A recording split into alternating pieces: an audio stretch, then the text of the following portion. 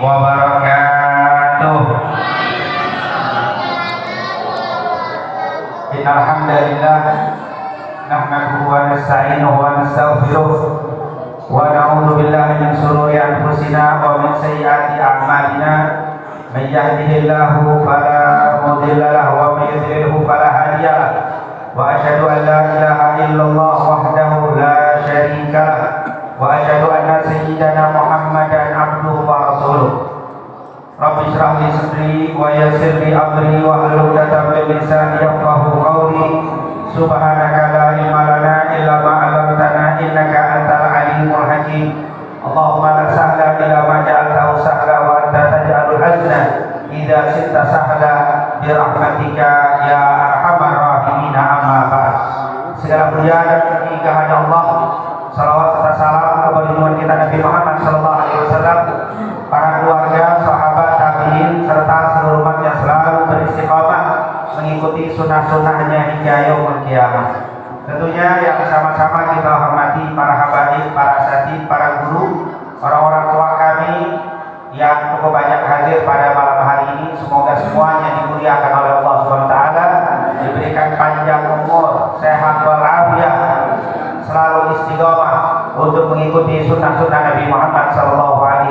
Amin ya rabbal alamin. Wabil khususnya guru kita bersama yaitu Al-Habib Fuad bin Ahmad Fauzi bin Yahya, semoga selalu Allah berikan sehat walafiat, dan juga damping beliau saat yoga yang alhamdulillah baru juga datang dari umrah ini. Semoga juga umrahnya diterima oleh Allah, dan juga semoga segenap DKM tentunya yang menyediakan tempat untuk berkumpulnya kita di malam hari ini. Semoga segenap DKM diberikan sehat walafiat dan terus diberikan keistiqomahan untuk bisa memakmurkan rumah-rumah Allah ini. Amin ya rabbal alamin. Hadirin dan hadirat yang dimuliakan oleh Allah, tadi mungkin sudah kita dengar nasihat-nasihat dari guru-guru kita yang insya Allah kita pahami dan bisa kita amalkan dalam hidup keseharian kita. Dan saya tidak terlalu panjang tentunya memberikan berkaitan dengan apa yang kita lakukan di hari ini. Saya dengar ini pembahasan tentang arba'in. Nah, yaitu tentang 40. Di sini ini sebenarnya 40 ini membaca rawi bukan sebuah ibadah, tapi ini sebuah adat, sebuah kebiasaan yang tentunya membaca salawat kepada Rasulullah SAW. Masalah angka sehari, 2 hari, 3 hari itu merupakan adat. Dan tentunya kita di malam hari ini saya ingin sedikit bicara tentang angka 40. Memang di dalam Al-Quran, di dalam hadis ada angka-angka yang sering disebut. Yang pertama yang suka disebut itu angka 70 atau 7 dilipat gandakan jadi 70. Atau nanti kita sering dengar juga kata 40. Ini kalau kita lihat ada sirnya tentunya, ada asrar, ada rahasia yang tersimpan di angka 70, angka 7, 40 dan 70. Kalau angka 7 itu sudah menunjukkan banyak. Di dalam bahasa Arab itu kalau banyak itu 7. Makanya kalau kita lihat Allah SWT menetapkan hari-hari dalam satu pekan itu sabatu ayyam, yaitu 7 hari. Kalau kita sa'i juga sabatu aswad, yaitu 7 sa'i, Safa Marwah. Tawaf 7, lempar jumrah juga 7, dan 7 itu menunjukkan banyak. Oleh karena itu dipakai juga di Bekasi. Kalau orang terlalu puyeng 7 keliling katanya. Kalau hartanya banyak nggak habis-habis 7 turunan, itu menunjukkan banyak. Jadi itu dalam bahasa Arab kok dipakai. Sab'ah itu dipakai. Atau lebih banyak lagi dikalikan 10, 70. Makanya Nabi bilang walladzi nafsu Muhammadin biyadihi inni la astaghfirullah fil yawmi wal lailah 70 marrah. Aku tidak pernah kurang dalam satu hari satu malam itu 70. Kalimat 70 jangan dihitung 70 terus kita istighfar hanya 70, jangan.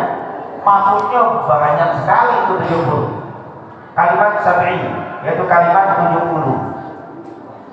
Alladzina yunfiquna amwalahum fi sabilillah kamathali habatin ambatat sab'a sanabil fi kulli sumbulatin mi'atu habbah. Orang yang bersedekah di jalan Allah akan dilipat gandakan 7, dan setiap 7 dikalikan 100, 700. 7, 70, 700 itu menunjukkan angka yang banyak. Jadi 70. Banyak sekali hadis-hadis dan ayat tentang 70. Tapi yang saya tekankan di sini 40. Kenapa? Karena kita bicara tentang 40 nih. Jadi Masya Allah, jamaah muda-muda ini bisa istiqomah berselawat 40 hari. Luar biasa. Di luar sana juga banyak pemuda yang istiqomah 40 hari nongkrong tadi. Tapi ini banyak selawat kepada Rasulullah SAW. Dan tentunya ini merupakan perbuatan yaitu selawat. Kita tahu dalam surat Al-Ahzab, innallaha wa malaikatahu yusholluna 'alan nabi ya ayyuhalladzina amanu shallu 'alaihi wa sallimu taslima. Perintah selawat sudah tidak perlu kita bahas. Tapi yang kita bahas 40. Kenapa 40? 40 juga angka yang unik. Kalau kita pelajari baik ayat di dalam surat Al-Baqarah ayat 51. Wa wa'adna Musa arba'ina yawman atau wa'adna Musa arba'ina laila thumma takhartumul ijla. Itu kalimat wa wa'adna Musa arba'ina laila. Ada arba'in. Kami telah janjikan kepada Nabi Musa 40 malam. Maksudnya waktu itu Allah ingin memberikan wahyu kepada Nabi Musa, tapi disuruh puasa dulu dari awal Dzulqa'dah sampai habis 30 hari. Ditambah 10 hari masuk 10 Dzulhijjah baru dapat wahyu. 40 hari dia puasa baru dapat perintah surat yang kita kenal Al-Quran Taurat. Taurat itu dikasih kepada Nabi Musa saat dia sudah beribadah selama 40 hari. Dan Nabi Musa dan juga Nabi kita Nabi Muhammad dan para anbiya rata-rata semuanya kecuali Nabi Isa yang dapat wahyu 40 umur. Semua. Nabi Muhammad 40, Nabi Musa 40, para Nabi Nuh 40, dapat wahyu umur 40. Ini menunjukkan 40 itu usia matang katanya. Nanti kita akan bahas surat Al-Ahqaf ayat 15 tentang umur 40. Jadi 40 ini luar biasa. Kalau hadis, sangat banyak sekali. Ada yang sahih, ada yang dhaif, ada yang hasan tentang 40. Seperti man shalla lillahi arba'ina sholatan. Itu kalau di Masjid Nabawi. Siapa yang sholat 40 sholat di masjid hadza, di masjidku ini, la yahutuhu salatun, yang tidak terlepas, tidak ketinggalan satu sholat pun, maka kutiba lahu bara'atan, akan ditulis baginya 2 pembebasan, bara'atun minan nifaq wa bara'atun minan nar. Siapa yang sholat 40 sholat, makanya ada program arba'in. Ya, arba'in kalau orang haid itu namanya arba'in. Program arba'in itu bukan di Indonesia saja, luar negeri juga ada program arba'in. Walaupun di dalam segi sanadnya hilang. Kata Syekh Al-Albani dhaif, tapi kata Syekh Muhammad Atiyah Salim, guru saya waktu di Madinah, dibilang ini hasan ini. Artinya itu kata-kata 40 ada. Kalau di Indonesia man shalla lillahi arba'ina yauman, siapa yang mendirikan sholat 40 hari, la yafutuhu at-takbiratul ula, tidak kelewatan takbir ula, enggak pernah lewat. Kita sholat itu sejak kita cintai ini 40 hari, tiap hari enggak pernah kelewatan satu takbir ula, enggak pernah kelewatan. Kutiba lahu bara'atan, akan ditulis baginya 2 pembebas, bara'atun minan nifaq wa bara'atun minan nar. Kalau di Madinah 40 sholat, kalau di Indonesia 40 hari. Ya karena beda di sana sama di sini. Nah, ini luar biasa. 40. Atau mungkin kalau bicara tentang hadis, man hafidha ala ummati arba'ina haditsan min amri diniha, siapa yang hafal dari umatku 40 hadis yang membahas tentang urusan agamanya, ba'allahu yawmal qiyamah min fuqaha aw min ulama. Dan berkata ba'allahu yawmal qiyamah faqihan aliman.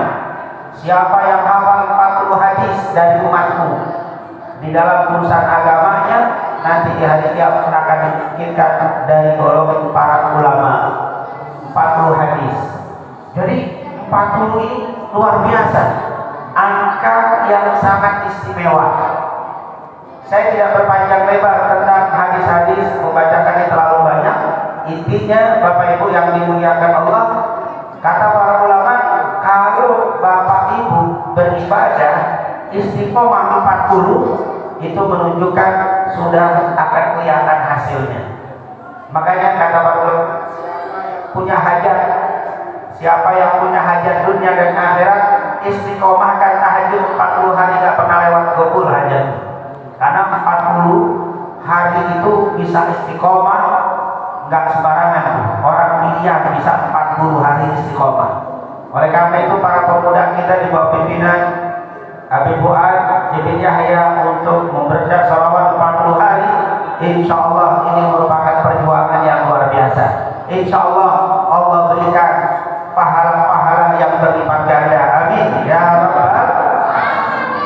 Coba kita terjemahkan sedikit tentang surat Al-Ahqaf ayat 15. Di surat Al-Ahqaf itu, hatta balagha asyudda wa balagha arba'ina sanah qala rabbi awzidni an ashkura ni'mataka allati an'amta alayya wa ala walidayya wa an a'mala salihan tardah waslih li fi dzurriyyati inni tubtu ilaika wa inni minal muslimin.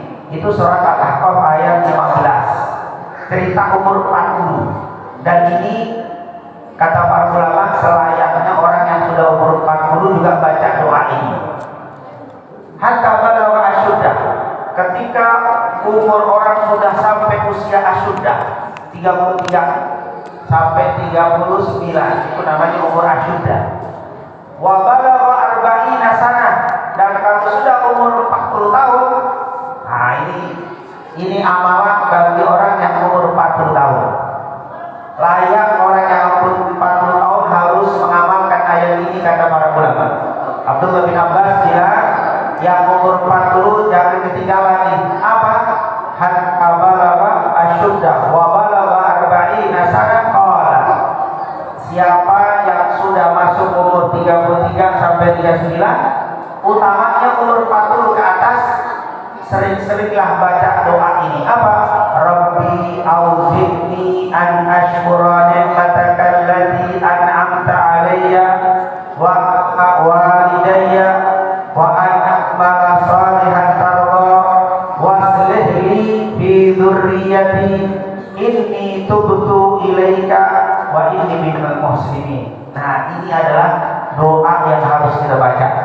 Jadi walaupun nggak hafal doanya, bisa dibuka surat Al-Ahqaf ayat 15.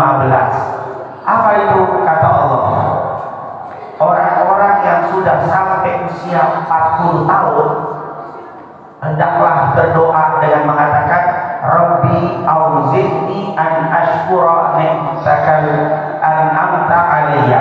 Yang pertama, harus rajin banyak bersyukur atas nikmat yang telah Allah berikan kepada kita. Sampai 40 belum dicabut roh kita, sampai 40 kita masih sehat, sampai 40 kita masih hidup, diberikan kesempatan untuk ibadah kepada Allah, maka tidak ada lain harus banyak bersyukur kepada Allah. Karena kata para ulama, agak berat itu orang dapat umur 40 tuh. Tidak sedikit mau sampai 40 tidak. Kita alhamdulillah termasuk orang yang dipilih oleh Allah, umur 40 masih seger bugar, masih sehat, maka banyaklah bersyukur kepada Allah Subhanahu wa ta'ala. Ya Allah, Rabbi auzidni, ya Allah berikan kepadaku, akhirni, berikan hidayah kepadaku. Untuk apa? An-syukur, untuk selalu bersyukur. Nikmatan allati an'am, dan nikmat yang telah diberikan Allah kepadaku. Ini adalah doa yang pertama, Bapak Ibu yang dimuliakan Allah. Tentunya dalam umur berapapun kita disuruh banyak bersyukur, terutama yang umur 40 tahun.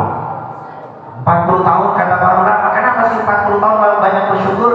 Karena di umur 40 orang itu berarti dia itu sudah dikasih kemapanan, mantap 40. Kalau orang maaf ya, ini orang soleh umurnya 20 belum bisa jaminan, 23 belum, 26 belum, 30 belum, 33 udah mulai kelihatan, 39 mulai, 40 masih istiqomah, udah kelihatan ya, bagus.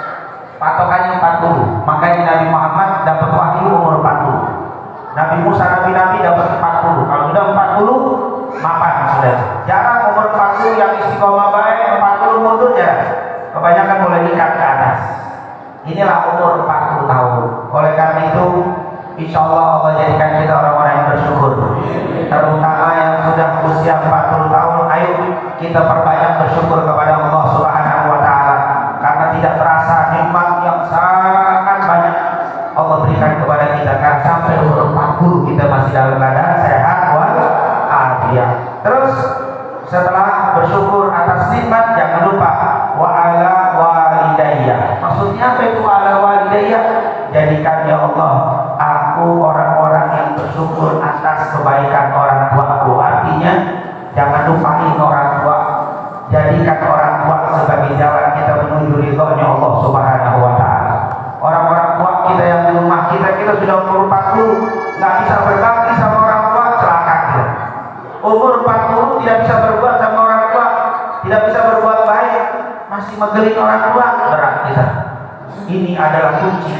Kata para ulama, kalau sudah 40 masih tidak peduli dengan orang tuanya, ke depan itu akan sulit menjadi orang yang berbakti sama orang tuanya. Kenapa? Mestinya dia sudah merasakan, karena biasanya 40 dia punya anak. Bagaimana kita sakit hati ketika anak kita tidak berbakti? Bagaimana kita merasakan ketika anak kita melawan? Masih Anda tidak bisa berbakti sama orang tua? Masih melawan sama orang tua padahal sudah ngerasain punya anak. Makanya di doa ini wa min dzurriyyati, karena 40 itu rata-rata punya anak. Ya walaupun ada juga 40 belum nikah, atau mungkin 40 belum punya anak ada, tetapi kebanyakan umur 40 sudah punya anak, mestinya dia sudah bisa merasakan sebagai orang tua. Maka saat itu mestinya dia menjadi orang yang berbakti sama orang tua. Aneh, orang punya anak tapi belum berbakti sama orang tua, itu kata Allah SWT ini unik. Dia inginnya anak itu nurut. Ketahuilah bapak ibumu juga menginginkan kamu nurut sama mereka. Kamu inginnya anak itu kalau dinasihati ditegur, dengar dan mau taat.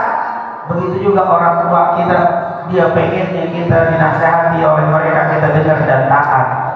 Kita sangat sakit hati Bapak Ibu kalau kita punya anak melawan kita sakit hati. Begitu juga orang tua kita, kalau kita lawan mereka sakit hati. Oleh karena itu, kalau sudah usia 40 tahun, yang pertama harus menjadi orang yang paling banyak bersyukur kepada Allah. Yang kedua harus menjadi orang yang paling berbakti sama orang tuanya. Celaka, wailun katanya, celakalah bagi orang yang punya orang tua padahal dia sudah umur 40 tahun tapi belum bisa nyenengin orang tua. Maaf, untuk menyenangkan orang tua tidak harus dengan uang. Untuk menyenangkan orang tua tidak harus membelikan mobil dan seterusnya, tidak. Jujur saja seperti kita yang sudah 40 punya anak, tidak berharap itu juga. Tapi anak itu ketika dia bakti, dia taat, itu akan menyenangkan orang tua. Walaupun mungkin maaf, boleh jadi anak ini nggak bisa membelikan apapun. Tapi berapa banyak orang tua yang punya anak kaya-kaya, memberikan berbagai macam yang dia inginkan, tapi tingkah lakunya tidak menyenangkan. Itu tentunya akan menyakitkan orang tua. Oleh karena itu insya Allah kita ini yang sudah umur 40 bisa menjadi orang yang bersyukur kepada Allah SWT. Insya Allah kita bisa menjadi anak-anak yang berbakti kepada kedua orang tua kita. Rasul pernah bilang, birru abaakum taburrukum abna'ukum. Berbaktilah kamu kepada orang tuamu, insya Allah anak-anakmu akan berbakti sama kamu. Kita yang umur 40 masih ada orang tua, bakti. Insya Allah anak kita akan berbakti sama kita. Orang tua kita sudah meninggal, Anda sudah umur 40, doakan mereka. Nanti kalau Anda meninggal, anak-anak akan mendoakan untuk kamu saat kamu sudah masuk ke dalam kubur. Inilah wa'an dikatakan Rabbi auzi'ni an ashkura ni'mataka allati an'amta 'alayya wa 'ala walidayya. Terus yang ketiga, wa an a'mala shalihan tarqa. Ya Allah, jadikanlah aku amal-amalku ini amal yang baik yang Kau ridhoi. Bapak Ibu yang dimuliakan Allah, hati-hati umur 40 masih belum tahu halal haram. Umur 40 tidak tahu mana ini ibadah yang benar dan ibadah yang salah. Ini musibah. Ini harus berhati-hati. Kalau masih kecil tidak tahu halal haram, masih jauh dia. Tapi kalau sudah 40 tahun tapi dia belum tahu mana ini sholat wajib, bagaimana cara sholat, bagaimana cara mandi junub, bagaimana yang wajib-wajib, ini hati-hati. Ini harus kita bisa umur 40 ini menjadikan suatu amal yang dapat ridhonya dari Allah Subhanahu wa taala. Makanya sudah doakan, ya Allah, jadikanlah amal-amalku ini amal yang soleh yang Kau ridhoi. Maaf, ada orang yang sudah umur 40, dia karena tidak taklim, karena tidak ngaji, karena nggak belajar, dia semangat melakukan satu amal, ternyata amal itu tidak diterima oleh Allah Subhanahu wa taala. Ini yang kita takutkan. Sudah umur 40 tahun.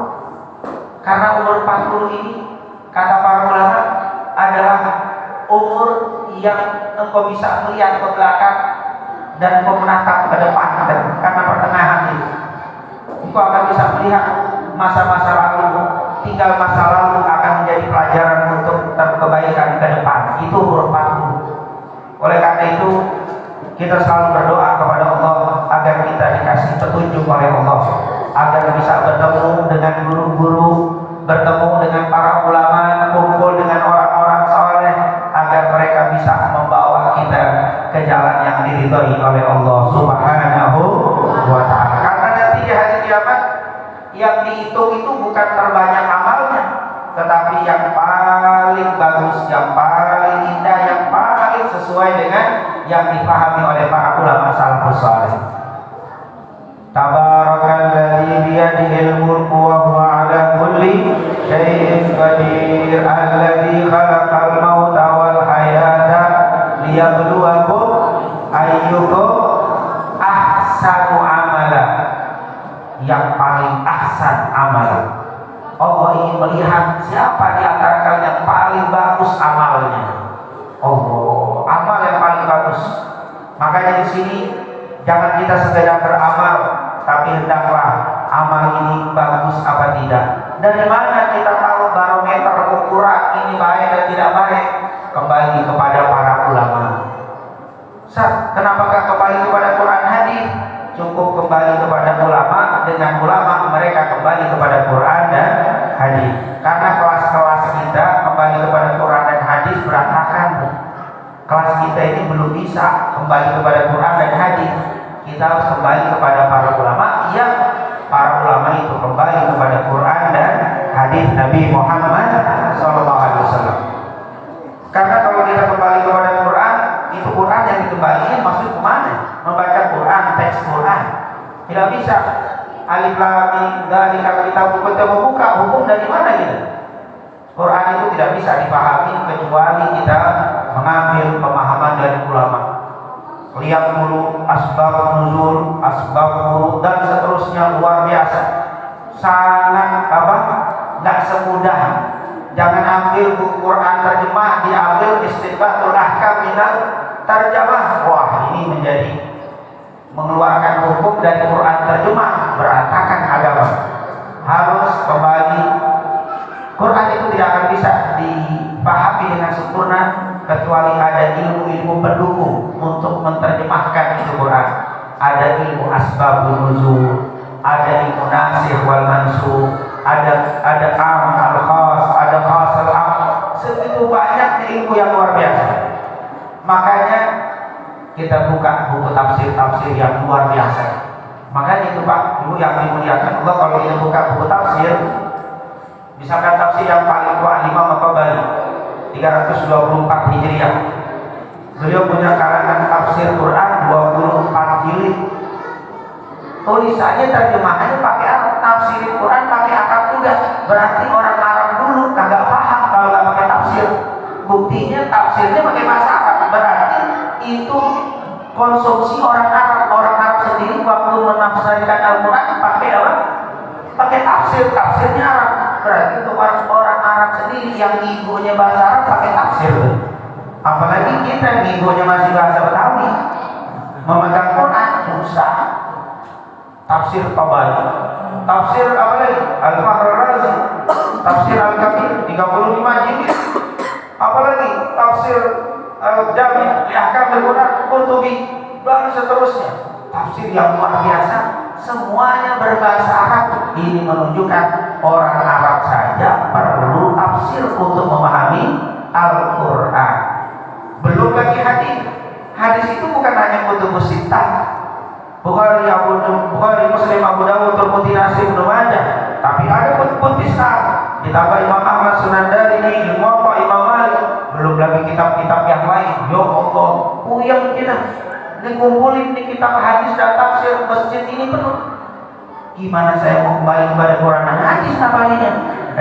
Ternyata ada imam, para ulama yang sudah karena ala karni, dari generasi ke generasi diakui ilmuannya, ikut mereka aja udah aman. Oleh karena itu, ini adalah supaya amal kita diridhoi oleh Allah Subhanahu wa Ta'ala. Dan tentunya ini merupakan yang diperintahkan oleh Al-Quran. Orang umur 40 jangan lupa banyak bersyukur. Orang umur 40 jangan lupa bakti sama orang tua. Orang umur 40 jangan lupa minta kepada Allah supaya dapat petunjuk, biar amal kita diridhoi oleh Allah Subhanahu wa Ta'ala. Yang keempat, minta juga wa aslih li fi dzurriyyati. Ya Allah, benerin, baikin, jadiin keturunanku turunan yang soleh dan solehah. Udah mulai tuh 40 mintanya keturunan. Sebelum 40 kakek keturunan, baru dua, baru nikah. Kadang belum punya anak, sekarang udah 40, maka kita doa turunan-turunan kita. Waslih li dzurriyyati, ya Allah, bagusin juga anak keturunanku. Ini umur 40 nih. Kita kan rata-rata saya lihat sih banyak umur 40 nih. Rata-rata 40 kayaknya dikit yang 50 nih.